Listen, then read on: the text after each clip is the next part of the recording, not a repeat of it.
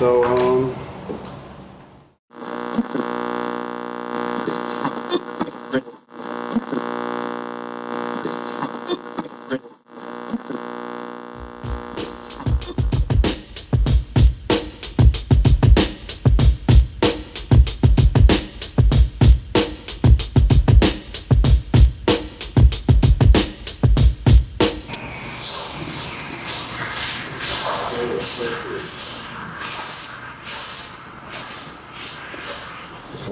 okay, bro. So first off, thank you so much, bro. I appreciate you sitting down with me, bro. Nah, brother.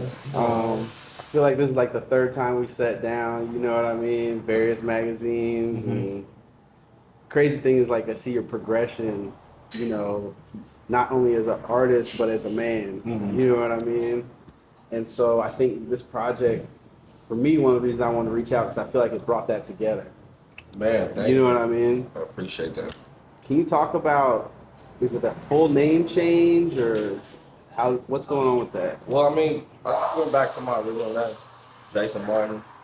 I feel like for my family, the lineage of the Martin families, I think it's cool to expand on that, keep that going, and just for myself, like just at this stage of my life, my career, what I represent, I think it's very irresponsible to Yeah, continue to call myself a problem. got you. If that makes any sense. Yeah, yeah, So it just had to make sense, like musically and physically, spiritually, energy, everything had to all be in the same place. yeah, So no time like the present. A little nerve wracking though. I will say I didn't know it was gonna be this difficult as far as like with the DSPs and YouTubes and the different yeah. situations now, as opposed to maybe if I'd have done this 6 years ago or something. Right. So, Like I noticed when I was on Spotify, it has yeah. Jason and it also has Problem. Yeah, because there's a I call it a credit history that's built up under that name in the DSP world. Yeah, So it'd be insane that I utilize what I've already built exactly. and bringing them over to what I'm doing now. So Yeah. So Compton, right? hmm That's where you were raised and all that. yes, Your sir. family history there for a long time, or has your family always been out here? Well, yeah, I mean, my family's originally from Louisiana. Okay. My mom and my father's side, they migrated out here in the '60s. A lot of people from Louisiana and Texas moved to Cali. That's really dope. Yeah, so my family's been in Compton since the '60s. Yeah. That's really cool, Yeah. man. So just with the project itself, I noticed like almost like a almost gospel influence, like real spiritual, it sounds like, like really getting back to who you are. You know what I mean? Can you talk a little bit more about why that was important to do that? I know you touched on it just a little bit ago, but just I mean, I didn't. You know, how you make something and that wasn't like the point. I was just really going in there just making music, free music. Gotcha. It was just feeling free. So if that's the way it sonically came out, that's just the spirit that I'm in. Yeah. But I would be gassing you if I told you that was on purpose. It was like, we're Yeah. not going, we're gonna make this gospel thing. And Yeah. like, nah, that wasn't it at all. It was like these were the records we were recording, and they just felt like so good. You know what I'm saying? Yeah. Having that much access to all the musicians all at once was a new thing for me. Usually, when I work on other people's stuff, I can use like they'll have the musicians, they'll have all the toys and tinks that you can't create out. This Gotcha. was my first time ever not just having to go off 2 tracks or just making beats on the computer and pulling it up. So just being able to play with these type of guys. So it's like the melodics, right? The Melodics, yeah. Talk to about Melodics. that. Shout out to Melodics, man. They're a group of young musicians. Okay. That is a new production team, and I'm really championing. I think they're fucking amazing, man. Yeah. They come in with everything from the engineer to the cameraman to the trumpet to the saxophone to the background singers to the guitars. Like they have every instrument and everything you need to create a body of work all in Yeah. one group. So we locked in 4 times, and we created 18 moments. We gave you guys the first 9 of them. So did Quick have his hands on this project a little bit? I saw something on social media and I saw him like kind of tweaking on the boards a little bit, right? Yeah. So during the mixing process, Quick is like he's doing a lot of mastering for a lot of people. Yeah. That's his new fun, his new passion. Yeah. So he heard the project and he was just like, man, let me come in and just make sure your voice sounds expensive. Yeah. So he literally only focused on my voice. He came in and for like 5 records, just with the guy that was mixing the shout out to Marcel. Just was like, no, you have to make him sound more expensive. You got to tweak it like this, because you know, I probably sound the best I ever sounded was on Rosecrans. Yeah, I was gonna say, Right. man, that was one of like the Right. past couple years. That project was Man, on point, that bro. was like that was amazing for me. But bringing him in to now clean this up to make sure that I still have my sound on top of doing something new came in last minute and just kind of he did quick, bro. He's a master. Yeah, that was really dope. Honor, man. It was an honor just for him to like take time out of his days to come in and make sure this project is correct. So, like, who else did you run the project by? Like, because this is was it seemed like a very personal project. Mhm. You know what I mean? Who else did you run it by to kind of get their feedback? Terrace Martin for sure. My Fire. brother had to. I sent it over to Robert Glasper. I wanted him to hear it. Oh, wow.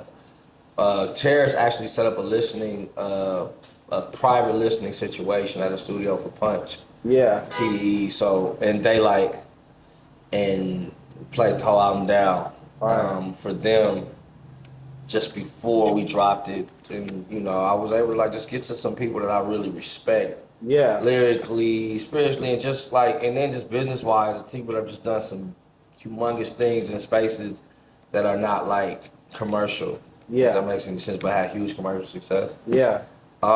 Issa Rae, I sent it to her That's what's early. up. Outside my mom, my dad, my kids, for sure them. This is one of the first projects I could send to them and not really have to worry about it getting too crazy. Yeah, I wanted to ask about that because you did touch on fatherhood on the project. Yeah. It seemed like a sense of responsibility on this project for music maybe your kids would want to listen to as well, or that you want them to hear of you, right? Yeah, I mean, you know, I have older women that I'm like, I have two. I don't call them kids anymore. Yeah. You know what I'm saying? Like, I have two, like a 23-year-old and a 20-year-old. Oh, like, wow, okay. So, They're grown women. yeah, when they hear some of my earlier stuff, they kind of cringe. They're like, you know, I'm talking about my thing and everything. You know what I'm saying? So I wanted to say, okay, well, that was then, but this is what the father. This is what your father's doing now. Yeah. So that was really important to me. Yeah. With this, so yeah, that was definitely an effort made. But still, even when making the project, it was just like I didn't have like this. Well, I'm not gonna do this. I'm not gonna do that. It just kind of came out that way. Yeah, yeah, You know what I mean? So it just worked out. I yeah. think that's just the spirit I was in when we was creating. It's refined, man. Thank Like you. your sound is refined, you know. Thank you. Maybe it's the performance at the Hollywood Bowl, and Yeah, you know man, what I mean? that right there changed a lot for me. I didn't Yeah. think.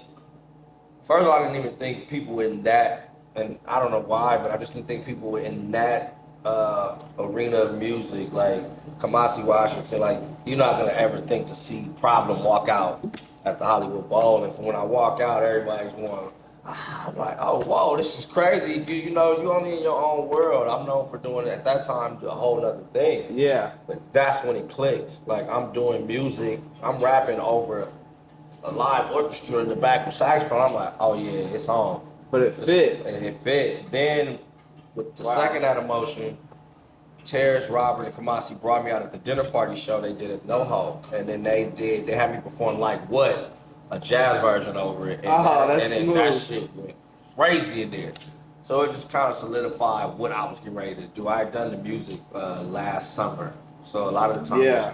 we were just shooting videos and getting the mixes right and picking the records. So yeah. Might have to release that for the DSPs, bro. Like Yeah. the jazz version of Well, Like yeah, What. we're actually. Oh yeah, we should. That would be crazy. That would be vibe. You know That would what I be mean? vibe. That'd be vibe. Yeah, that might be something too. I think people would mess with that. Bro. Yeah, I think people are really ready to hear something else. Yeah. We've been conditioned to run hi-hat, the certain cadences, the not understanding what the artist is saying. That's been going on for about 5 to 6 years. It's about Yeah. time.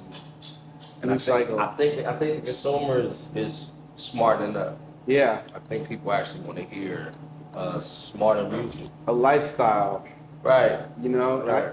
I would be remiss if we didn't even talk about the shop here. You know what I Right. mean? It's like the music goes with the lifestyle. Man, You yeah, know, man. talk about this shop real quick if you can. Well, it's my brother Dub's brainchild. I'm a minority owner in it. Dope. Dub's Coffee right here on Fountain in West Hollywood. Shout out to the bro. Yeah. what happened was he got back from his situation, and he had saw what I had going on with Coffee and Kush, and then he was like, "Well, how can I be involved?" So now I'm like, "Bro, I think the best thing for you to probably start like a coffee company, and then like let's start branching this thing out. So we'll be able to help, and everybody having their own houses where we can move. Basically the same situation, but in a more safer environment. I was setting up something with Coffee Kush at the very beginning. Yeah. So he took it upon himself, man. He grabbed a shop. Like, I got a surprise for you. You have to come down. I was like, whoa. Wow. You're not investing in it early. So now we're here. So we're at the first of probably many of these. Coffee and Kush trucks are set to hit Frisco real soon. Compton Coffee has been created since then. Yeah. So just building on it, man. I'm trying to get all my friends to open up their version of some type of coffee thing, so we can just kind of keep this money in the family and keep this and have us somewhere where we can kick it. Like I plan on throwing events here, quiet speakeasy things, and just all types of shit, you know. No, it's cool. Shout out to my brother though, man. It all came from Chase Infinite from Maroon Coffee Shop. Oh, He's the really? one that kind of told me like, man, this is the place you want to be. Yeah. Yeah, he gave me the blueprint early. Yeah. He was one of the first to believe in the Coffee and Kush movement. And like, nah, let me show you how to do it. This is what I would do. Boom, boom, boom, boom. So taking what he did, just passing it out to all the homies. Yeah, I really like it, man. The Coffee and Kush was a expansion for you, and then to see it form into this, man. It's like you just continue to build upon the things from before. It's really dope. You know what I mean? You gotta stay on it. I think people will get you to switch off the mission because it's not working as fast as maybe they seen you do something else. Yeah. Like the instant gratification was never the goal for this part of my life. Yeah. I knew this was gonna be a 5 to 10 year thing to even reestablish, especially going against the success I had prior, doing something completely different. You still got to weed out of people's minds that, okay, that was then, now I'm doing this. You know what I mean? So just, it's going a little faster than I thought, I would say. Right. Yeah. I remember there's a point in time, like, I thought you were about to move to Africa. Right? Remember that? And I was like, yo, is he like just done with the music industry? Were you jaded at one point in time? Did you come back full circle? Can you talk about that? Well, I wasn't gonna move to Africa. I had got granted entry into Ghana. Got you. I was like, dang, he's out. Yeah, but I got granted entry into Ghana to go see about a hemp project that my guy is putting together. Oh, that's dope.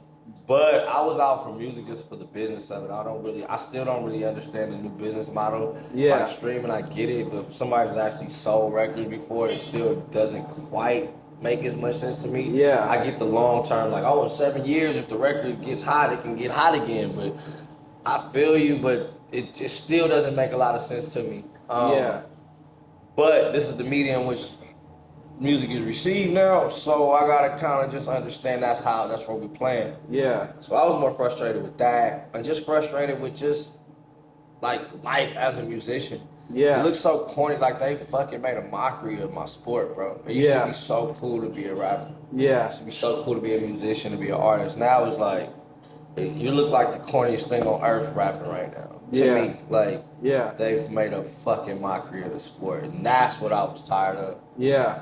But after just getting over that shit and getting back in the studio and then shooting videos and performing again, it's like, you know what? Let me stop worrying about all this outside noise. Let me stop following people on Instagram. Let me stop doing the stuff that they tell me I'm supposed to do as an artist. Get back into my own bubble and just focus on what I'm building. And now I'm back in love with just putting out the music and seeing the responses of it. Yeah. It's cool to see because, like, obviously when you came out and, like, what was killing it, there were a bunch of labels probably trying to throw you big-time deals. Right. And it's like, to me, it's like you never sold out. Yeah. And you know what I mean? Yeah. As a fan, when you see that, it's kind of like he took the longer road. Yeah. But to get to where he finally got to, it's like it was worth it. Right. Because he didn't sell his soul like maybe some of these people who have made a mockery of the genre. Or, you know what I mean? Yeah, I mean, everybody's mission and everybody's race is going to be different. Yeah. And you just never know anybody's situation and financial situation. So I don't mock or hinder anybody that didn't take the deal or do it how it was supposed to go. I mean, I feel like that helped them and made them bigger than me for a long time. You know what I'm saying? They was able to get that actual real push behind them. I just always saw the future. And again, I won't even take full credit for that. Again, my partners at Diamond Lane was very, very adamant on like we not just giving up what we created for peanuts and lack of ownership.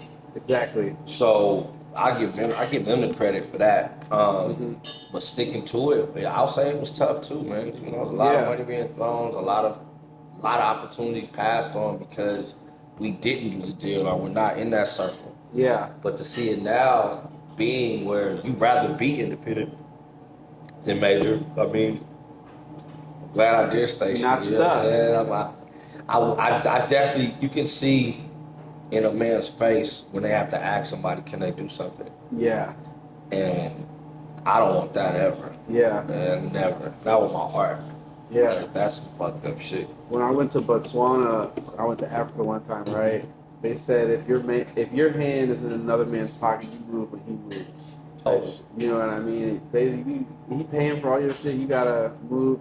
You know what I mean? It's crazy. It's a wild concept, especially with something that you created. And I think that's what when you deal with intellectual property, there's a lot of mental manipulation. They'll devalue your words, so they can have all the capital. Yeah. But if you don't understand that just because your mental isn't a physical thing you can touch, that doesn't mean it's not worth way more than something that can be touched. You'll lose. You'll lose the battle. So what's next, man? You know? I don't know, man. I'm on right now. The present is where I'm at. I'm staying very present in the moment. Sipping your coffee. Right. All myself is out right now. Yeah. All myself. That project is gonna get pushed and pushed and pushed. The whole world hasn't heard it yet. We're setting up a lot of different things. I think it's just trying to figure out how we want to do it. You know, I want to do like a coffee shop tour. That's what I really want to do. Small, intimate venues around the world. Oh, that's cool. Is what I really want to do. It's just about, like, you can't really make the money to do that because you can't put so many people in here. Gotcha. So it's just trying to figure out who can sponsor that. You know, just the legalities and stuff. But that's the goal for me. But expanding on this album, we'll be adding new records, new songs. A deluxe version? I won't even call it deluxe. You'll just probably start seeing new songs popping on it. Oh, that's what's up. Yeah. I have a lot of music that I recorded for this. Yeah. And just for things to come. I was working with K Tronada a lot. Dope. I can see that going. So I have some of that going. I have a gangster grill sitting around that I'm thinking about. Okay. I mean, so I'm not running out on music. I own myself is what we're pushing though right now. I own myself everywhere, and I want people to understand what that means sonically, not just the album, what it means to own yourself. Yeah. Like really, this is about staying in the present. So I'm just enjoying the fact that this is manifested from here. Yeah. So we sitting here. It's a tangible thing. Like we can actually say that something we talked about has became something. You get what I'm saying? I love it. So I just don't want to get too far ahead right now, if that makes any sense. You've done enough right now. You've created a lifestyle, you've created a product, you've created a venue for people to come see it. You know what I mean? Now it's just time for the real to support the real. That's all I need, man. All I need is everybody to come and just enjoy the lifestyle. You know what I mean? It's easy to do that. It's easy to come in here and get some juice or some coffee. It's not just coffee in here. Oh, no. Yeah. I mean, you can do whatever you do in here, you know? Whatever you enjoy, you know? It's whatever. You don't even have to put coffee. You can put tea. You put whatever you like in there. But I'm from the pandemic, from me sitting on a balcony making a mixtape, calling Coffee and Kush to be sitting in here and to have some very, very interesting things on the horizon that I can't wait to announce. I can't wait. It's exciting. Well, man, I appreciate your time, bro. Thank you, brother. Seriously. Nah, great seeing you too. Yeah, man. Come on, man.